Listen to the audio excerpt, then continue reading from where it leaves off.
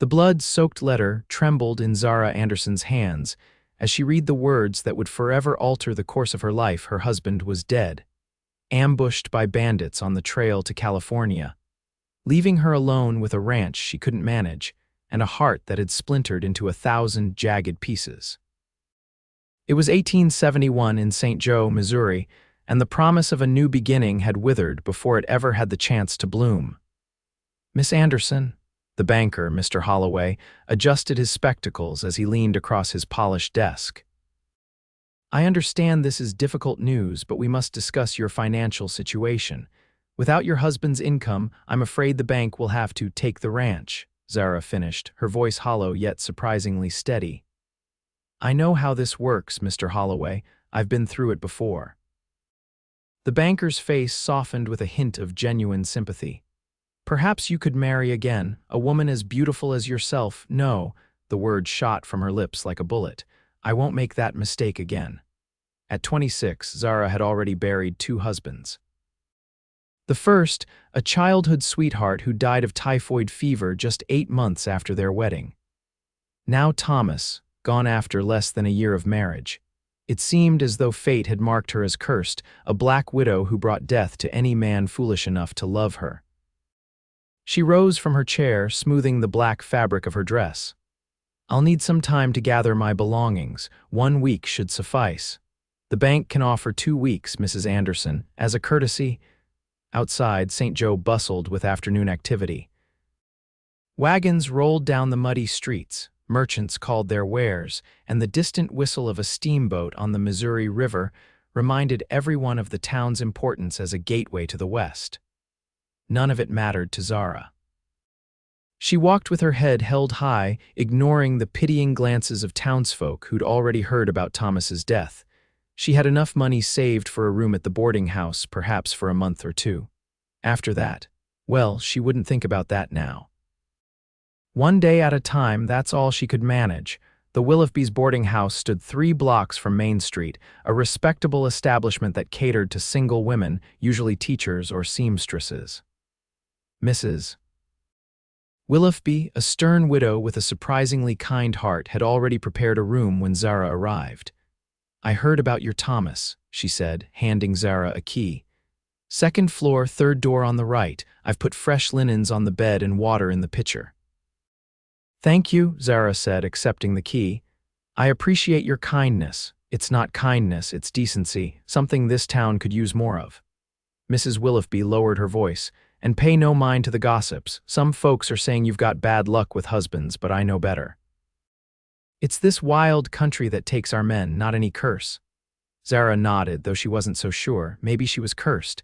Maybe she deserved to be alone. The room was small but clean, with a narrow bed, a washstand, and a chest of drawers. A small window overlooked the street below. Zara set her bag down and sank onto the edge of the bed, finally allowing the tears to come.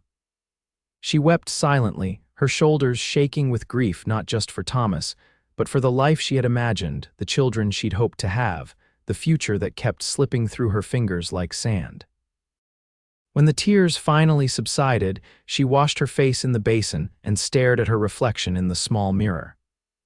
Green eyes rimmed with red, dark blonde hair escaping its pins, cheekbones made more prominent by recent weight loss. She was still young, still beautiful as the banker had so inappropriately pointed out, but beauty had brought her nothing but pain. "Never again," she whispered to her reflection. "I won't give my heart away again." Dawn came too quickly. Zara dressed in her black morning clothes and headed to the general store where she hoped to find employment. The owner, Mr. Patterson, was a fair man who had always been kind to her. "I'm sorry, Mrs. Anderson," he said, genuinely regretful. "I've just hired a boy to help with stock, and business isn't what it used to be with the railroad taking folks further west." It was the same story at the dress shop, the hotel, and even the schoolhouse, where she inquired about a position as an assistant teacher despite having no experience. By midday, Zara's feet ached and her spirits had sunk to new depths. She stopped at a small cafe for a cup of coffee, counting out her coins carefully. As she sat near the window, she overheard 2 men at the next table. "Yates is looking for someone to cook and clean at his ranch," one said. His last housekeeper left to get married. Yates North, the second man snorted. Good luck to anyone taking that position. Man's got a temper worse than a wounded grizzly. Zara's ears perked up. She knew of the North Ranch, some 20 miles outside of town. It was one of the largest operations in the county, though she'd never met its owner. A job was a job, and beggars couldn't be choosers. After finishing her coffee, she approached the men cautiously. "Excuse me, gentlemen, I couldn't help overhearing about a position at the North Ranch." "Do you know how one might apply?" The men exchanged glances. The older one, a weather-beaten fellow with a silver beard, spoke first. "You'd have to ride out there, madam, but I wouldn't recommend it, not for a lady like yourself."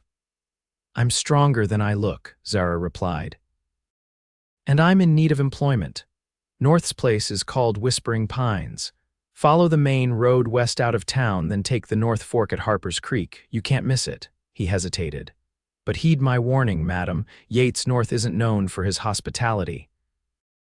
Lost his wife some years back and hasn't been the same since." Zara thanked them for the information, a strange sense of determination filling her. She would hire a horse tomorrow and ride to Whispering Pines. What did she have to lose? That night, she wrote a letter to her sister in Boston, explaining her circumstances. Elizabeth had offered Zara a home after her first husband died, but Zara had been too proud to accept charity then. Now, she might need to swallow that pride if this ranch position didn't work out. Sleep came fitfully, filled with dreams of Thomas calling her name as he rode away for the last time. In her dream, she ran after him, screaming for him to stay, but he never heard her. He never looked back. The following morning, Zara used a portion of her dwindling funds to rent a horse from the livery stable. The owner, a kind man named Mr. Jenkins, gave her directions that matched what she'd heard the day before.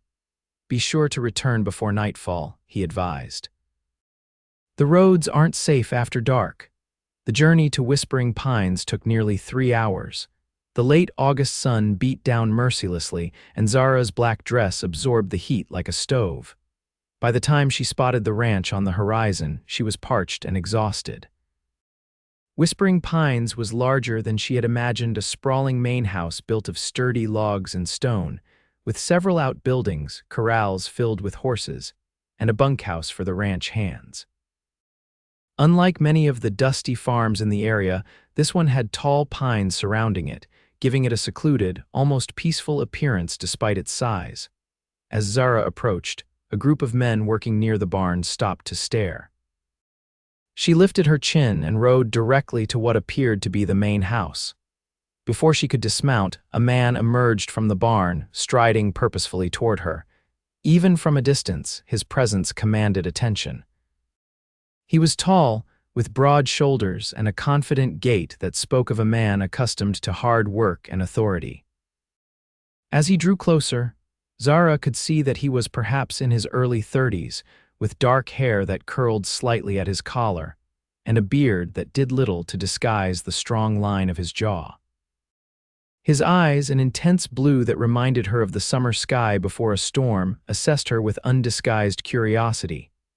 "You're lost," he stated flatly, stopping beside her horse.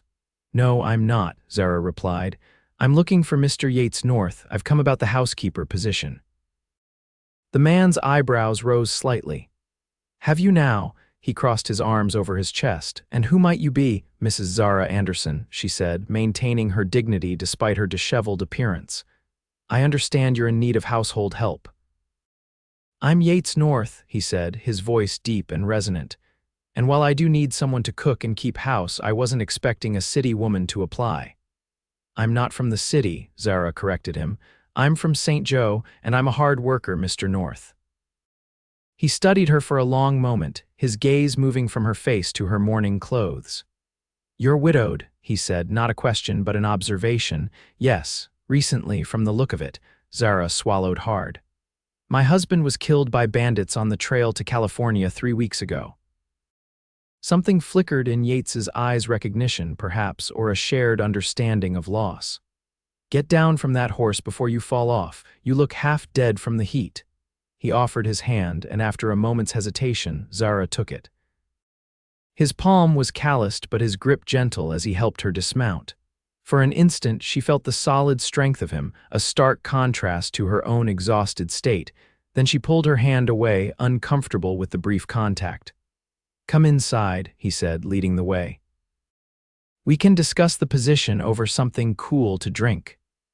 The interior of the house was surprisingly well appointed, with solid furniture, polished wooden floors, and curtains at the windows.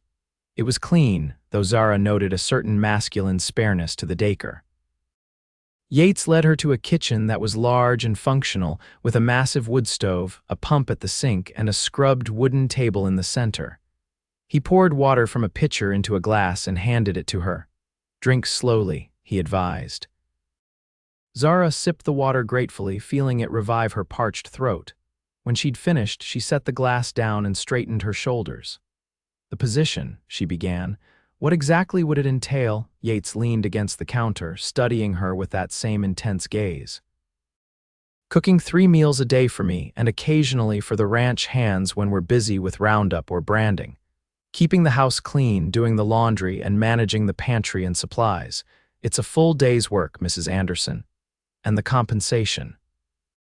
Room and board plus $15 a month. It was a fair wage, more than she'd likely find elsewhere. And my accommodations?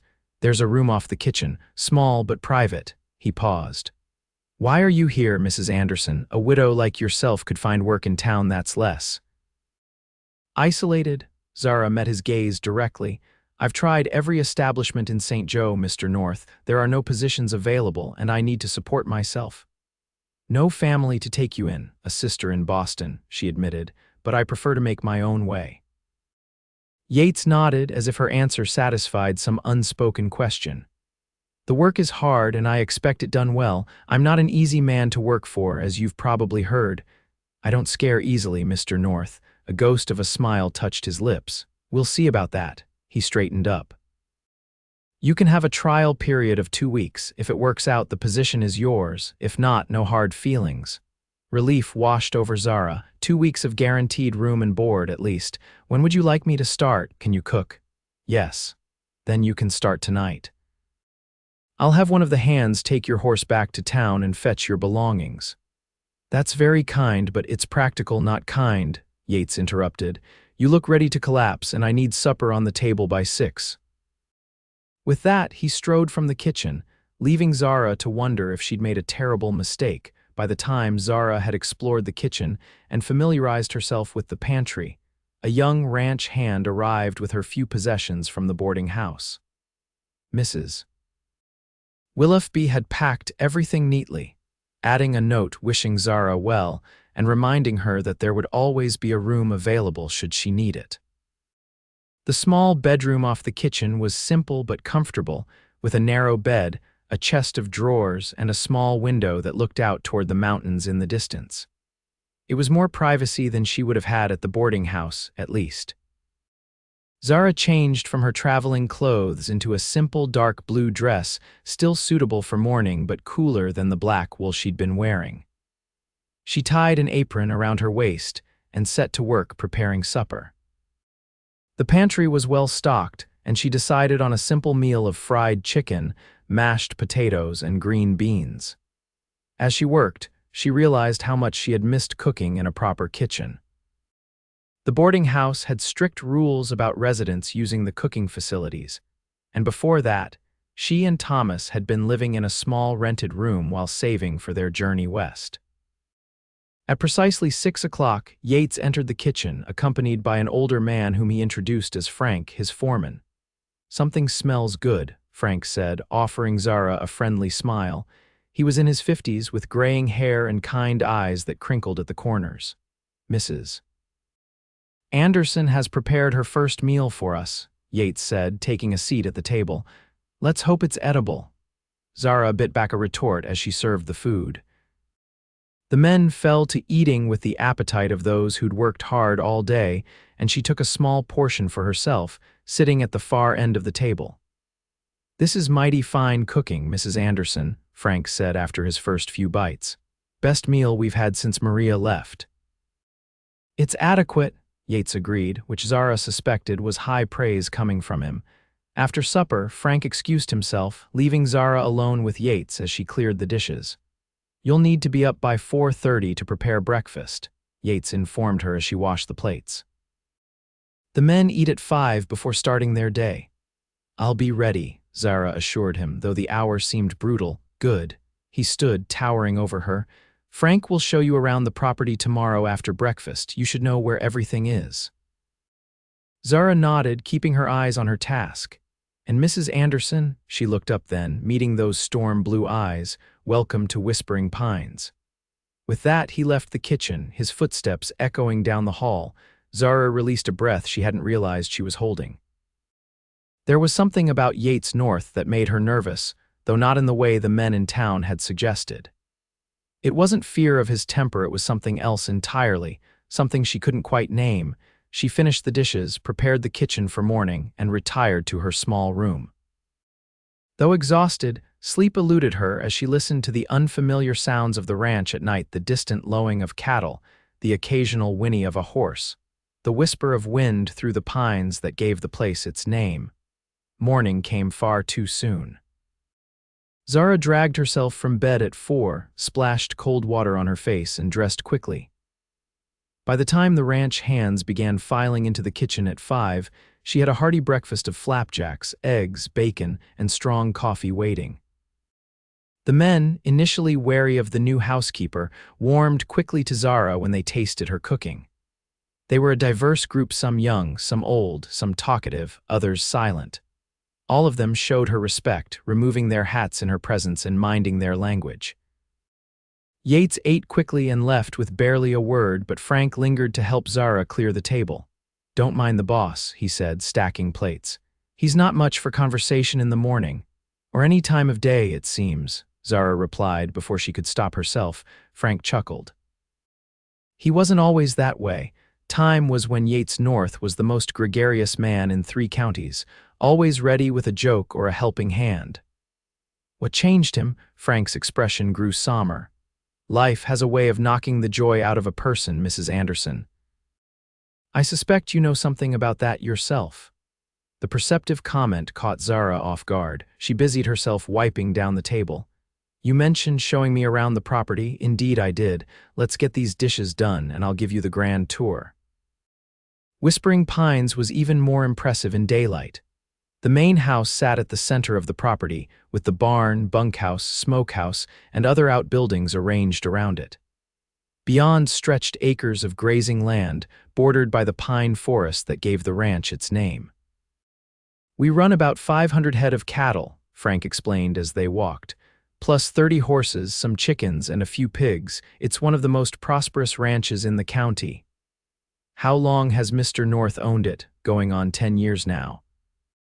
He came out from Tennessee after the war, bought this land when it was nothing but wilderness, and built it up from scratch." Frank pointed to the distant mountains. "There's good water here, and the high meadows provide summer grazing." Yates knew what he was doing when he chose this spot. "And his wife?" Zara asked hesitantly. "I heard she passed away." Frank's steps slowed. "Rebecca, she died in childbirth 7 years ago, the baby too, a little boy." He sighed heavily. Yates was never the same after that.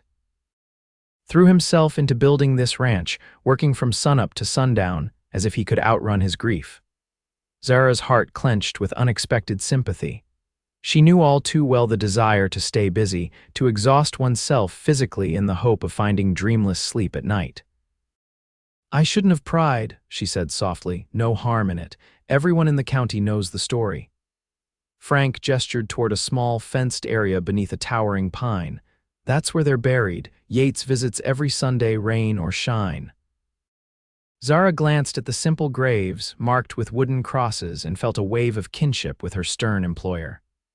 They had both lost too much, too young. The days fell into a rhythm. Zara rose before dawn to prepare breakfast, spent the morning cleaning and baking, served lunch at noon, then tackled laundry or mending in the afternoon before preparing supper in the evening.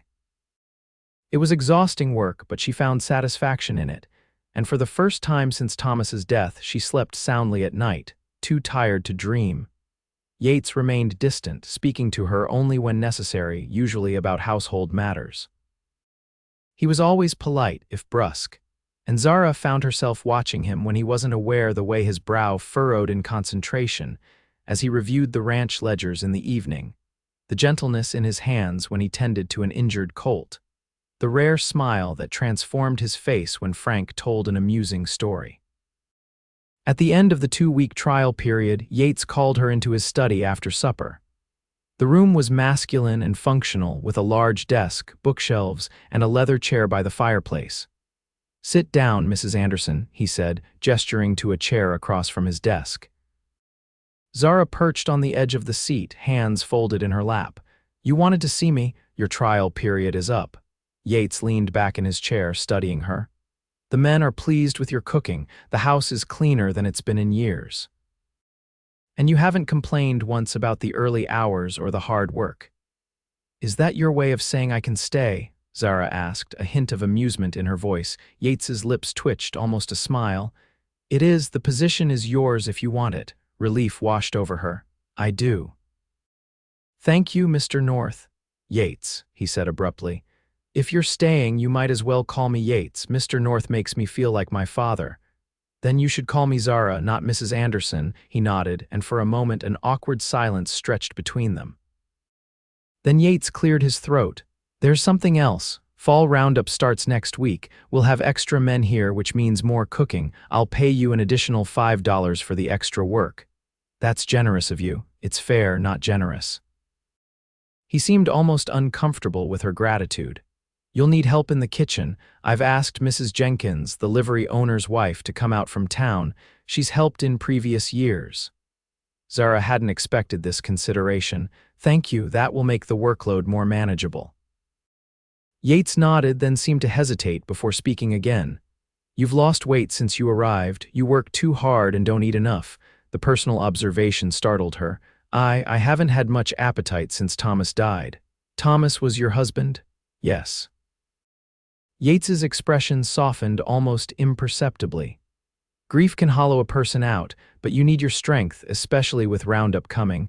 I expect you to eat proper meals, not just scraps after everyone else has finished." "Is that an order, Mr. North?" Zara asked, a spark of her old spirit flaring. "Yates," he corrected. "And yes, it's an order. I take care of my people, Mrs. Anderson. Zara, that includes you now." Something warm unfurled in her chest at his words. It had been a long time since anyone had concerned themselves with her welfare. "Very well, Yates, I'll try to eat more." "Good." He turned his attention to some papers on his desk, a clear dismissal. "That will be all." Zara rose to leave but paused at the door. "Yates," he looked up, those blue eyes questioning. "Thank you for giving me this chance." For just a moment, his face softened, and she glimpsed the man he might have been before grief hardened him. "You earned it." Roundup was even more chaotic than Zara had anticipated. The ranch swelled with additional hands hired specifically for the season, and the kitchen became a hub of constant activity.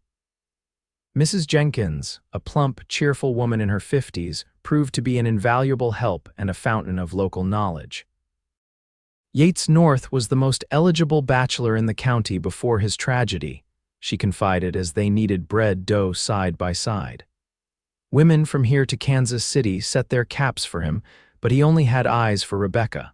They were childhood sweethearts, came west together after the war. "Frank mentioned she died in childbirth," Zara said, dusting flour from her hands. Mrs. Jenkins nodded sadly. "A terrible thing. The doctor was delayed by a storm, and by the time he arrived, it was too late for either of them." Yates nearly went mad with grief. "They say he didn't speak a word for nearly a month afterward." Zara tried to imagine the stoic rancher she knew undone by such raw pain. It wasn't difficult. She remembered all too well the howling emptiness that followed her first husband's death. Does he never consider remarrying? She asked, then immediately regretted the personal question. Mrs. Jenkins gave her a knowing look. "There have been plenty willing, but Yates made it clear he's done with love, says he hasn't got the heart for it anymore." She paused, studying Zara thoughtfully. "Though I will say he seems less harsh since you arrived." "I doubt I've had any effect on him at all," Zara said quickly. "We barely speak." "Sometimes words aren't needed," Mrs. Jenkins replied cryptically, returning to her kneading.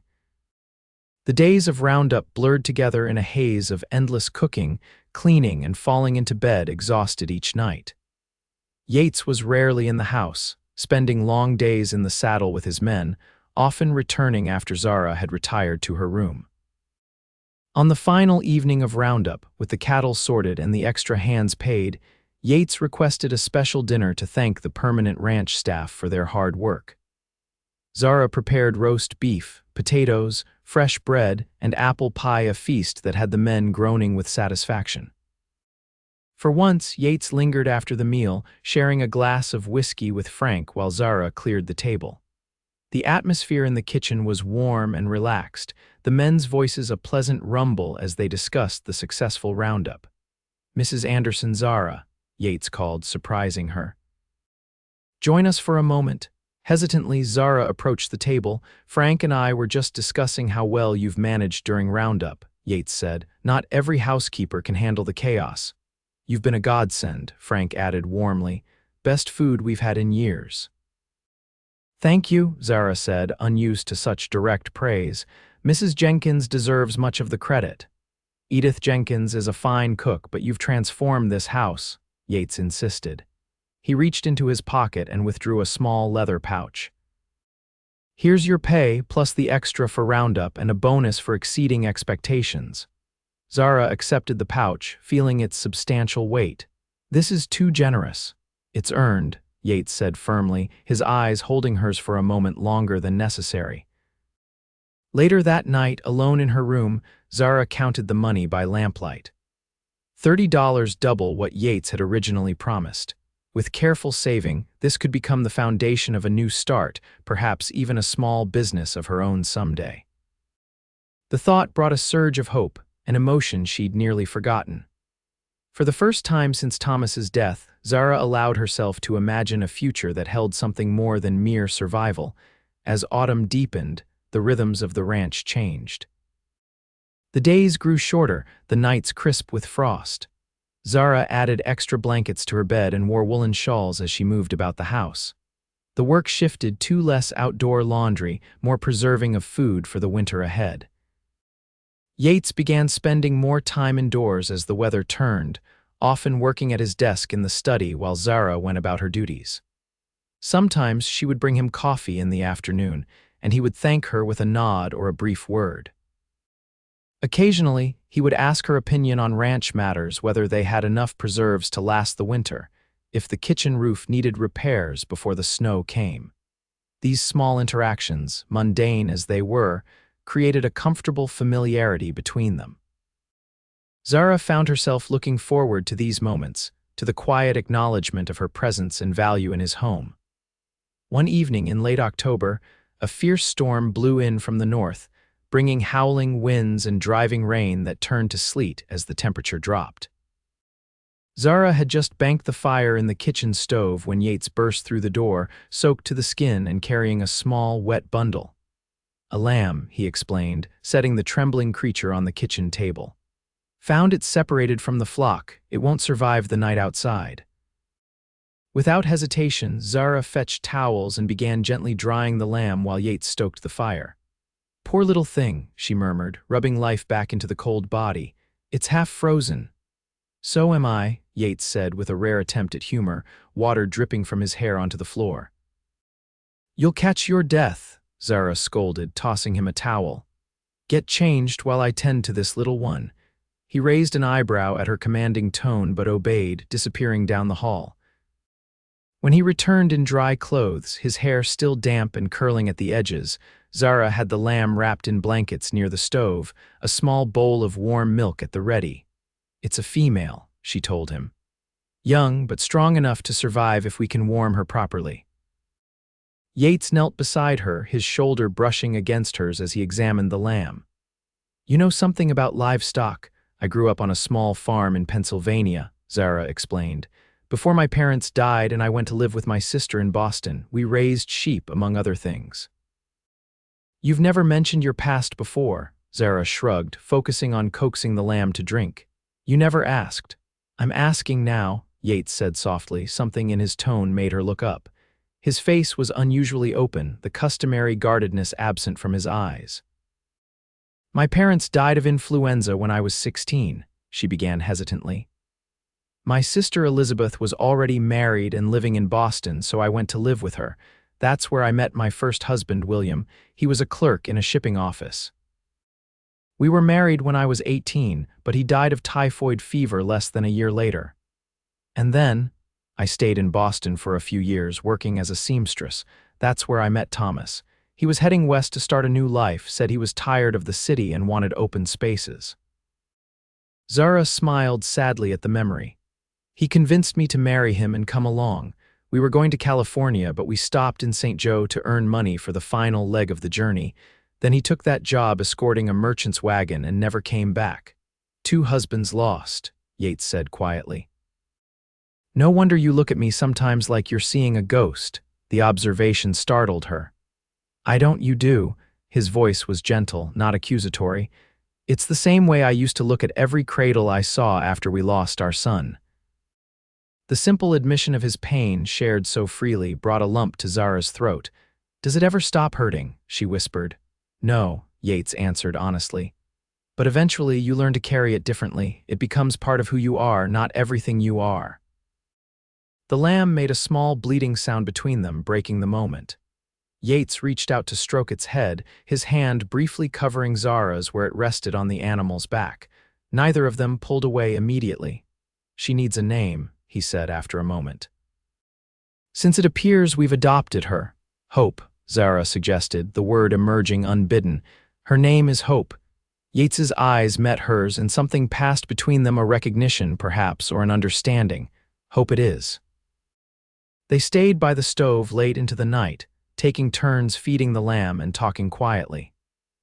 Yates told her about growing up in Tennessee, about fighting for the Union despite his southern roots, about coming west to escape memories of a war that had claimed too many friends. Zara spoke of her childhood on the farm, her sister's kindness, her dreams of someday having a place of her own.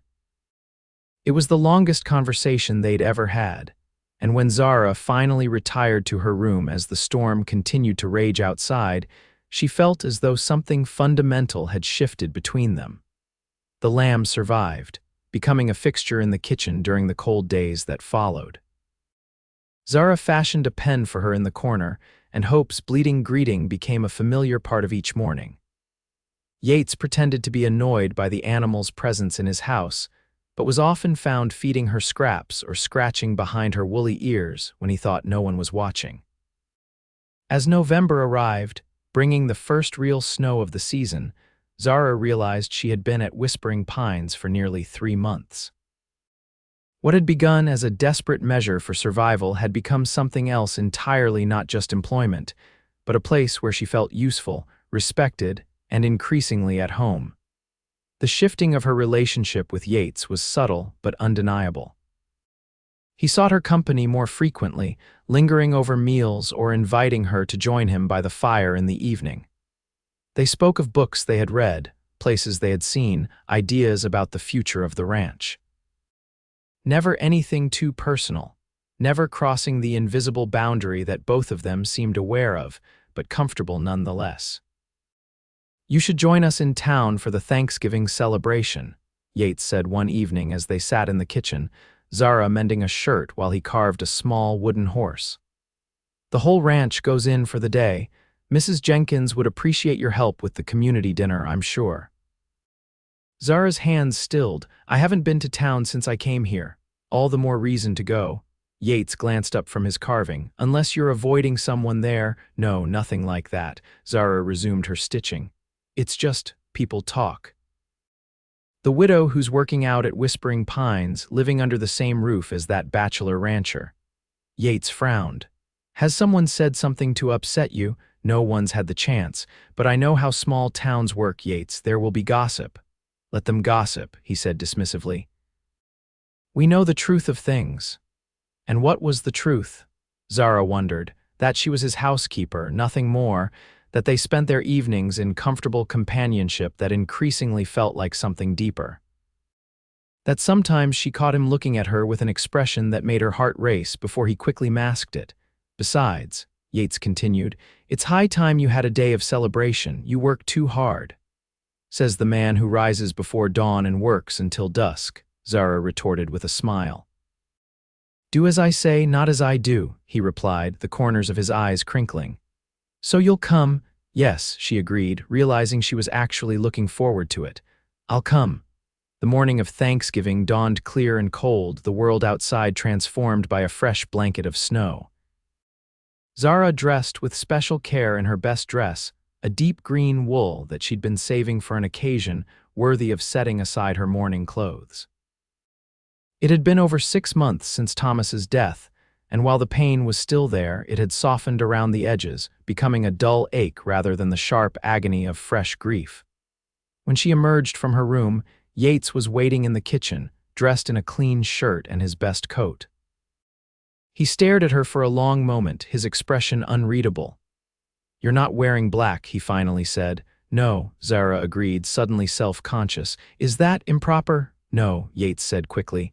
No, it's the green suits you, brings out your eyes.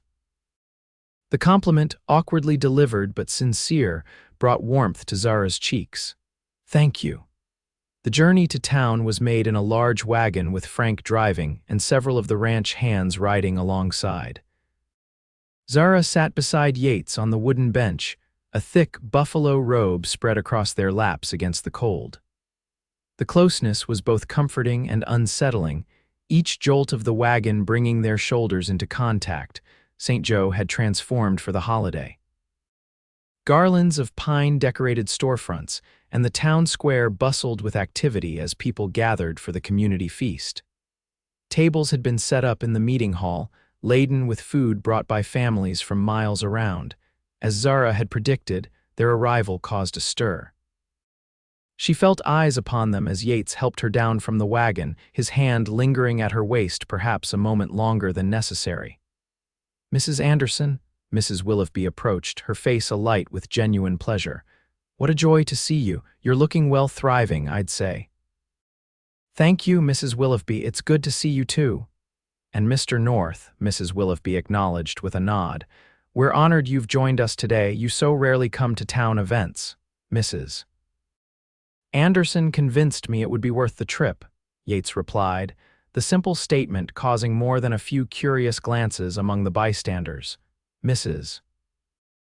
Jenkins soon claimed Zara for kitchen duty, and Yates was drawn into conversation with several ranchers, but throughout the afternoon, Zara was aware of his presence, his eyes finding hers across the crowded room, his deep voice carrying over the general din.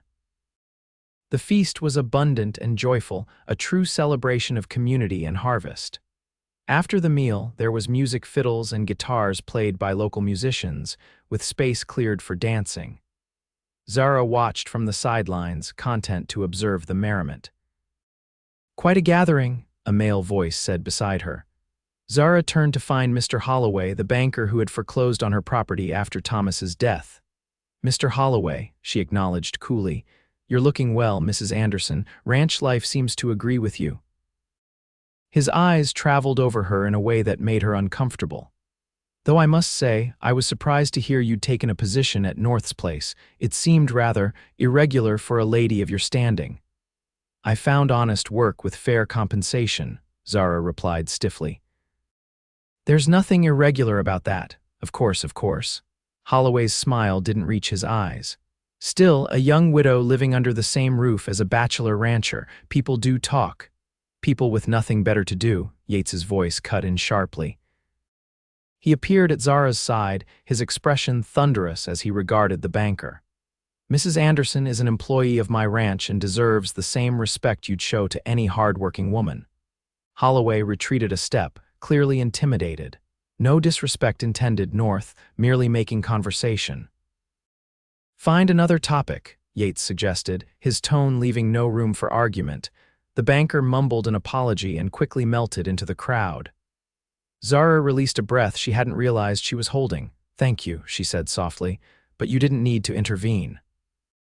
I can handle men like Holloway. I know you can, Yates replied, his anger fading, but you shouldn't have to, not today of all days. He hesitated, then extended his hand. Would you dance with me, Zara? The question caught her off guard. I haven't danced in years. Neither have I. We can remember together. Something in his voice, a vulnerability beneath the confidence, made it impossible to refuse. Zara placed her hand in his and allowed him to lead her to the dance floor just as the musicians began a waltz. Yates's hand at her waist was warm and steady, his other clasping hers with gentle firmness. He moved with surprising grace for such a large man, guiding her through the steps as they joined the other couples circling the floor. "You're a better dancer than you let on," Zara accused lightly, trying to ignore the fluttering sensation in her chest. "My mother insisted all her sons learn," Yates admitted, a smile playing at his lips. "Said no woman would marry a man who couldn't lead her properly around a dance floor." A wise woman, she was. His eyes held Zara's, something unspoken passing between them. "She would have liked you." The simple statement, delivered so matter-of-factly, threatened to undo her composure. For months, Zara had been carefully guarding her heart, telling herself that her relationship with Yates was professional, perhaps friendly, but nothing more. Now, with his arms around her and his eyes reflecting the warm light of the lanterns, that careful fiction was crumbling. "Yates," she began, unsure what she meant to say. "I know," he said softly. "I feel it too." The music swelled around them, but Zara barely heard it, too aware of Yates's proximity, of the way his hand had tightened almost imperceptibly at her waist, drawing her slightly closer. When the waltz ended, neither of them moved immediately. It was only when the musicians struck up a livelier tune that Yates reluctantly released her, though he kept her hand in his as he led her away from the dance floor. "Would you like some air?" he asked. "It's grown warm in here." Zara nodded, unable to trust her voice.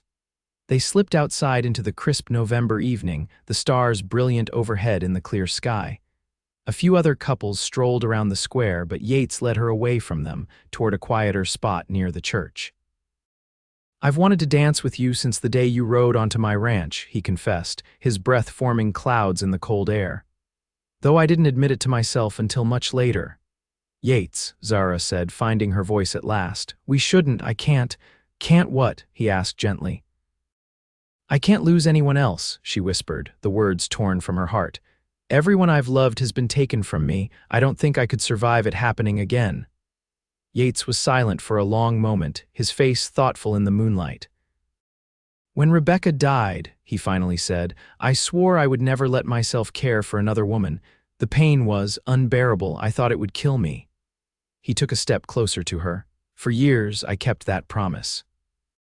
I built my ranch. I worked from dawn until I was too exhausted to think, and I never let anyone close." "What changed?" Zara asked, though she suspected she knew the answer. "You rode into my life," Yates said simply. "With your chin held high despite your grief, determined to make your own way.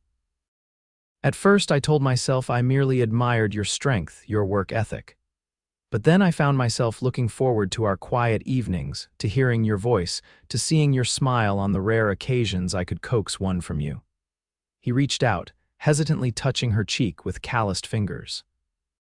"I know you're afraid, Zara. So am I. Loving someone means risking that terrible pain again." "Then why risk it?" she asked, even as she leaned slightly into his touch. Yates's smile was gentle. "Because a life without love is only half a life. I've been living that half-life for 7 years. I don't want to do it anymore." His thumb traced her cheekbone. "And I don't think you do either."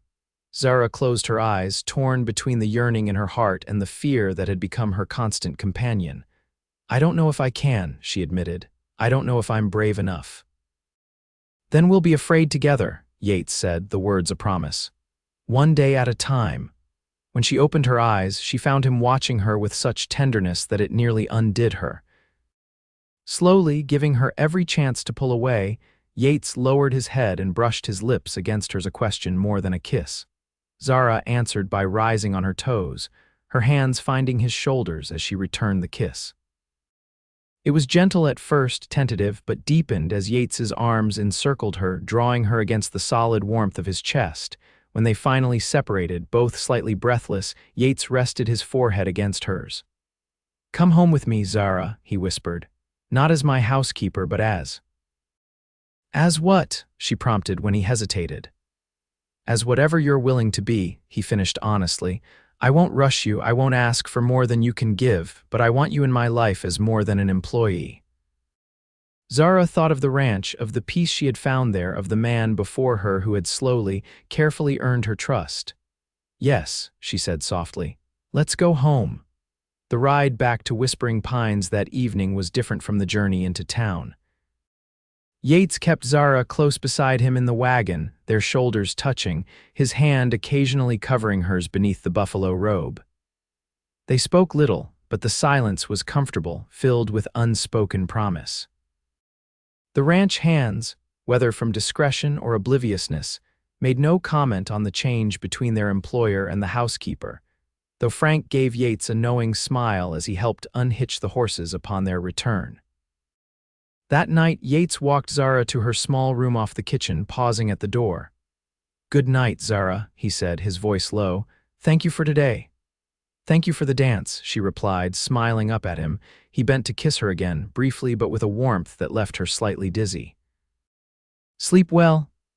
In the days that followed, their relationship blossomed slowly, each of them cautious, aware of the fragility of what was growing between them. Yates began joining Zara for breakfast before the ranch hands arrived, sharing coffee and conversation in the quiet kitchen. In the evenings, they would sit together by the fire, sometimes reading, sometimes talking, sometimes simply enjoying each other's presence. The changes were subtle but significant. Yates's hand at the small of her back as he passed behind her in the kitchen.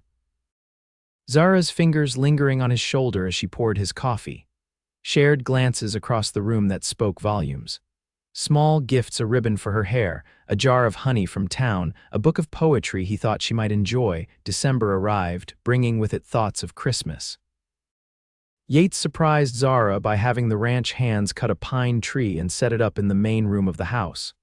"We haven't had a Christmas tree here since." He trailed off, but Zara understood. "Then it's long overdue," she said, squeezing his hand. "I'll make decorations." They spent an evening stringing popcorn and cranberries, fashioning simple ornaments from paper and cloth. Yates produced a small wooden angel that he'd carved years ago and placed it atop the tree, his expression a mixture of sadness and hope.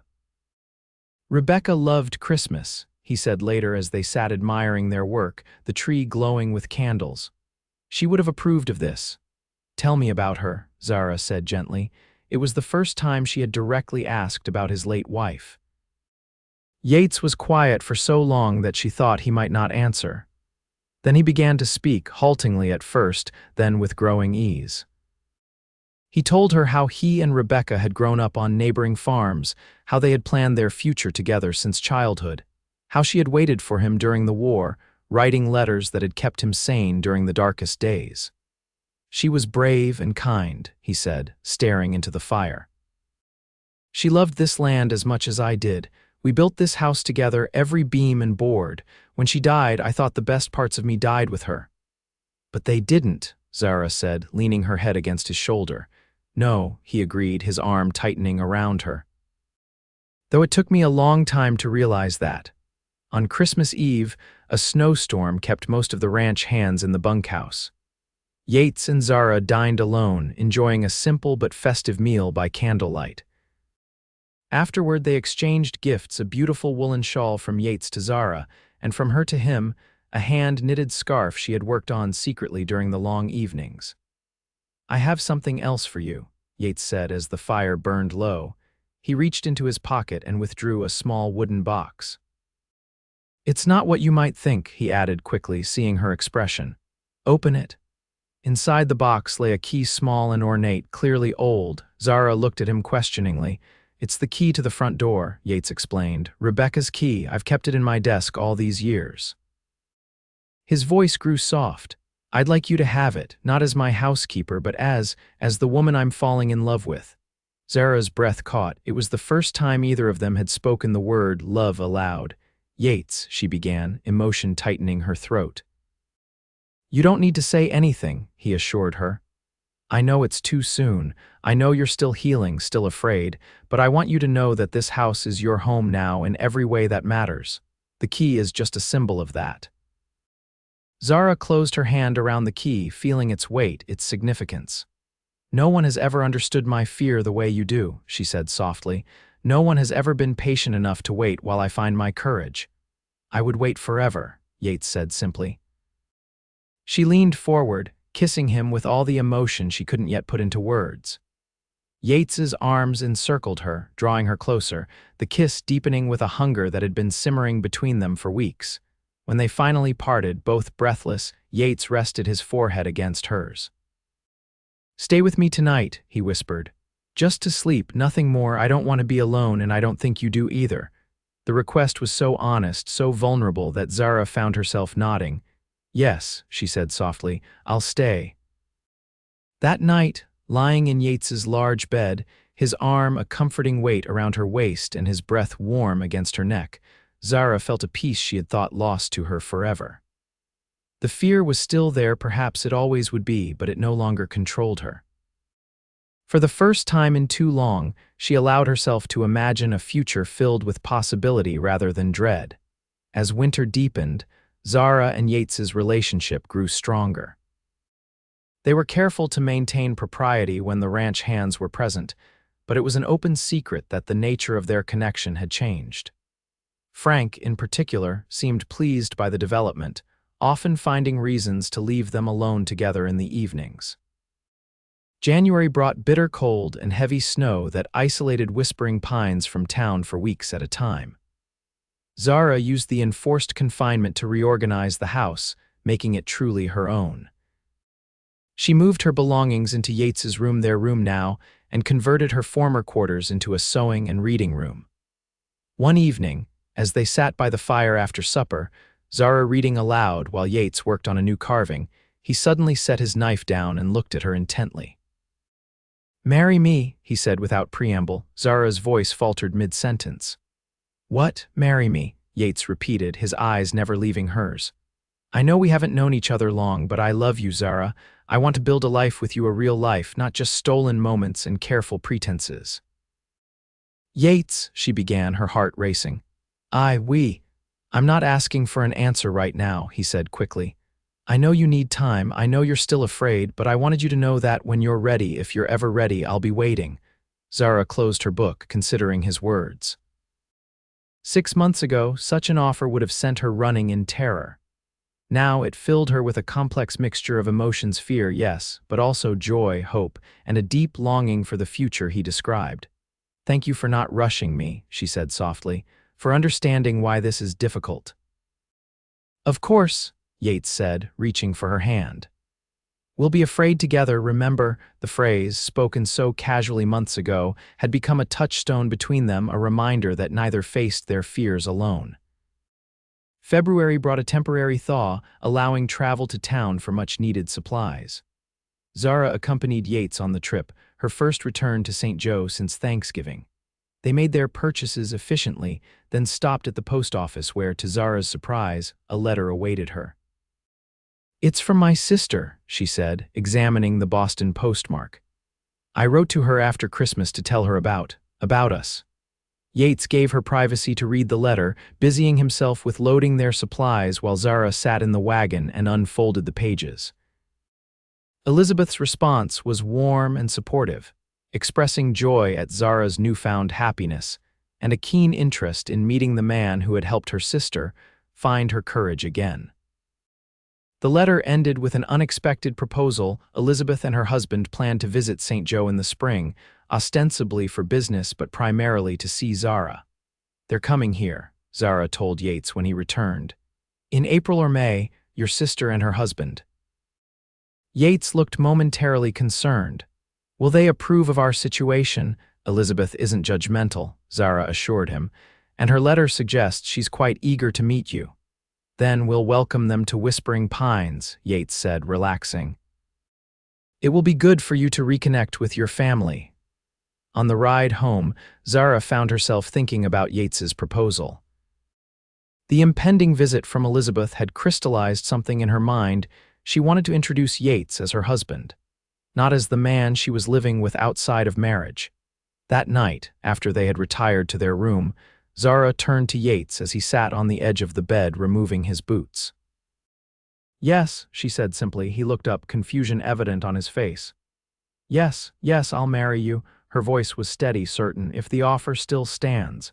Yates was on his feet in an instant, crossing to where she stood. It stands, he said, his hands framing her face. It will always stand. But are you sure? I don't want you to feel pressured because of your sister's visit. That was just the catalyst that made me see what I already knew, Zara explained. I love you, Yates. I've been afraid to say it, afraid to even think it, but it's true. And I don't want fear to dictate my life anymore. The joy that transformed his face was beautiful to behold. Yates gathered her into his arms, lifting her off her feet in his enthusiasm. I love you, Zara Anderson, he declared, his voice thick with emotion. You've brought light back into my life when I thought the darkness was permanent. They were married 2 weeks later in a simple ceremony in the St. Joe Church, with Frank standing as witness and Mrs. Jenkins dabbing at her eyes in the front pew. Zara wore a new dress of pale blue, a color of hope rather than mourning, and carried a small bouquet of early spring flowers that Yates had ridden for hours to find. The vows they exchanged were traditional, but the meaning behind them ran deeper than words could express, a promise not just of love and fidelity, but of courage in the face of fear, of choosing life and joy despite the risks. That evening, returning to Whispering Pines as husband and wife, Zara stood on the porch and looked out over the land that had become her home. The snow was receding, revealing patches of earth that would soon burst with new growth. In the distance, the pine forest that gave the ranch its name stood dark against the twilight sky, and beyond it the mountains rose eternal and steadfast. Happy? Yates asked, coming to stand behind her, his arms encircling her waist. Yes, Zara said, leaning back against him. For the first time in so long, completely happy. Even though you're still afraid, he teased gently, his lips brushing her temples. Zara smiled, turning in his arms to face him. I'm learning that love and fear can coexist, she said, that being afraid doesn't mean I can't also be brave. The bravest woman I've ever known, Yates murmured, drawing her close for a kiss as the first stars appeared in the darkening sky. Spring unfurled across Whispering Pines like a promise kept. The meadows exploded with wildflowers. The garden Zara had planned during the winter months took shape under her careful tending, and the ranch buzzed with the activity of calving season. Zara settled into her role as the rancher's wife with a natural ease that surprised even her. She oversaw the household with the same efficiency as before, but now with the authority of partnership rather than employment. The ranch hands treated her with a new deference, and Yates consulted her on decisions that affected the future of their land. Elizabeth and her husband arrived in early May, their stagecoach pulling into St. Joe on a perfect spring afternoon. Zara, waiting with Yates at the station, hardly recognized her elegant sister among the dusty travelers until Elizabeth's voice called out, "Zara, oh my dear Zara." The sisters embraced tearfully, while the men introduced themselves with handshakes and polite conversation. "Let me look at you," Elizabeth said, holding Zara at arm's length. "You're positively glowing. Marriage agrees with you this time, it seems." "It does," Zara agreed, glancing at Yates with a smile. "Everything is different now." The visitors stayed for 2 weeks, Elizabeth marveling at the transformation in her once timid sister, and her husband, a successful merchant named James, discussing business possibilities with Yates. The two men found common ground in their entrepreneurial spirits, with James suggesting potential markets for the ranch's cattle in the east. "Your Yates is a remarkable man," Elizabeth confided to Zara as they picked strawberries in the garden. "Not at all what I expected from your letters about the stern, taciturn rancher," Zara laughed. "He's changed, or perhaps I've changed how I see him. Either way, he's the best man I've ever known." "And you love him," Elizabeth observed. "Truly love him, not just the idea of him or the security he provides." "With all my heart," Zara admitted, though it terrified me to realize it. "The best things often do," her sister said wisely. "I'm so happy for you, Zara. After everything you've endured, you deserve this joy." On their final evening, as they sat on the porch watching the sunset, Elizabeth presented the couple with a gift, a beautifully crafted clock for their mantel. "To mark the beginning of your time together," she explained. May it count many happy years. After their guests departed, life at Whispering Pines settled into a new rhythm. Summer brought long days of work and warm nights spent on the porch, planning for the future. Yates and Zara discussed expanding the ranch, perhaps adding sheep to diversify their livestock, and renovating the house to create more living space. We might need it someday, Yates said one evening, his hand resting lightly on Zara's stomach in a gesture that held both question and hope. Zara covered his hand with hers. I think we might, she agreed, smiling at the look of joy that crossed his face. The knowledge, confirmed by the doctor in town a few weeks later, brought both elation and renewed fear. Zara couldn't help remembering Rebecca's fate, and from the shadow that occasionally crossed Yates's face, she knew he thought of it too. I'm scared, she admitted one night as they lay together, his hand protectively cradling her still flat abdomen. After what happened to Rebecca. I know, Yates said, his voice tight with emotion. I'm terrified, Zara, the thought of losing you. He couldn't finish the sentence. But we can't let fear rule us, she reminded him, echoing the wisdom he had once shared with her. We'll be afraid together, and we'll face whatever comes together. As summer turned to fall, Zara's body changed, her pregnancy becoming visible beneath her dresses. Yates grew both more protective and more anxious, insisting that she rest more and hiring a girl from town to help with the household duties. I'm not an invalid, Zara protested after he forbade her from helping with the harvest. No, but you're carrying my child, Yates countered, his expression brooking no argument. Our child, and I won't risk either of you. Despite her frustration at being coddled, Zara understood his fear. It mirrored her own, a constant awareness of all that could go wrong, all they stood to lose. Yet alongside that fear grew an ever-deepening love for Yates, for the child they had created, for the life they were building together. As her time grew near, Yates arranged for the doctor's wife, a trained midwife, to stay at the ranch. He also ensured that a horse was always saddled and ready in case the doctor needed to be fetched quickly from town. We're taking every precaution, he assured Zara, though the worry never fully left his eyes. Everything will be different this time. The first snow of winter had just fallen when Zara's labor began a gentle dusting that transformed Whispering Pines into a wonderland of white. The contractions started in the early morning, mild at first but gradually intensifying as the day progressed. Yates, pale with anxiety but steadfast, refused to leave her side despite the midwife's suggestion that men usually waited elsewhere during birthing. I won't leave her, he said firmly, his hand gripping Zara's. Not for a moment. The labor was long and difficult, stretching through the day and into the night. Zara, exhausted and in pain, drew strength from Yates's constant presence, from his whispered words of encouragement and love. You're the strongest person I've ever known, he told her as she struggled through a particularly difficult contraction. You can do this, Zara, we can do this together. Just after midnight, as the fire burned low in the grate and the wind whispered around the eaves of the house, their son was born, a robust, healthy boy with a shock of dark hair and a lusty cry that filled the room.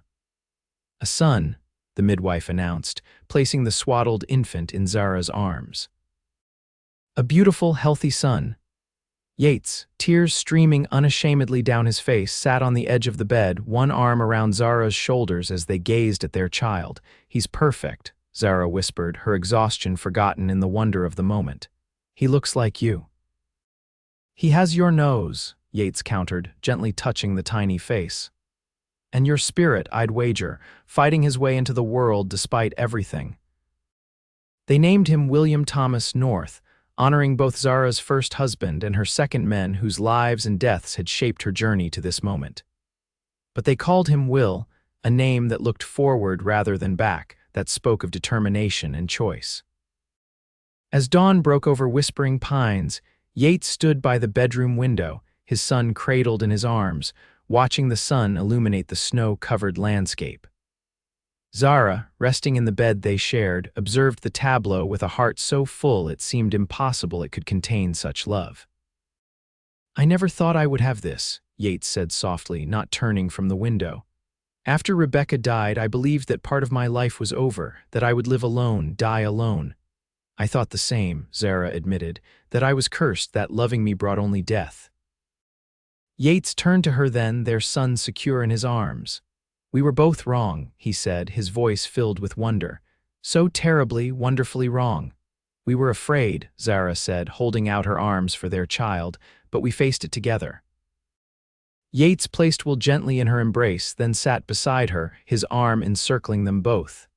And now we have everything, he murmured, pressing a kiss to her temple. Everything I never dared to hope for. As Will grew from infant to toddler, whispering pines flourished as well. The sheep Zara had suggested proved profitable, their wool fetching good prices at market. The house expanded, with a new wing added to accommodate their growing family, and the occasional visitors from the east. Elizabeth and James became regular summer guests. In the spring of Will's 3rd year, as the wildflowers once again carpeted the meadows and the cattle grazed on fresh grass, Zara discovered she was expecting their 2nd child. The fear was less this time, tempered by experience and the knowledge that they had faced the worst of their anxieties and emerged stronger. Their daughter, Elizabeth Rebecca North, was born on a warm June evening with less drama but no less joy than her brother's arrival. Will, solemn and important in his role as big brother, peered at the tiny bundle in his mother's arms with wide-eyed fascination. "She's so small," he whispered, his little hand gentle as he touched his sister's cheek. "You were that small once," Yates told him, ruffling his son's dark hair. Hard to believe, isn't it? As the children grew, so did the legacy that Yates and Zara were building. Whispering Pines became known throughout the region not just for its fine cattle and wool, but for its hospitality and the strength of the family at its heart. Sometimes, on quiet evenings when the children were asleep and the day's work was done, Zara and Yates would sit on the porch, watching the stars appear over the land they both loved. Often, they would speak of the future of their hopes for Will and Ellie, of the improvements they planned for the ranch, of the years stretching ahead of them. Just as often, they would reminisce about the past, about the day a desperate widow rode onto a ranch looking for work, about a rancher who had closed himself off from love, about 2 people afraid to risk their hearts who found the courage to do so anyway. You ever regret it? Yates asked one such evening, his arm around Zara's shoulders as they watched a meteor streak across the sky. Taking a chance on love again, despite your fear. Zara leaned into his embrace, thinking of their children sleeping peacefully inside, of the life they had built together, of the joy that had blossomed from the ashes of grief. "Never," she said softly, "not for a single moment." "Nor I," Yates agreed, pressing a kiss to her hair. "Though I confess there are still times I'm afraid of losing this happiness, afraid of losing you." "I know," Zara said, turning to face him in the starlight. "I feel it too. I don't think it ever completely goes away, that fear." Yates nodded, understanding in his eyes. "But we face it together." "Together," Zara echoed, reaching up to touch his beloved face. "Always together." And as they sealed this renewed promise with a kiss, the wind whispered through the pines that surrounded their home, carrying the sound across the land, a sound that spoke of courage and love, of fear faced and overcome, of 2 hearts that had found in each other the strength to begin again.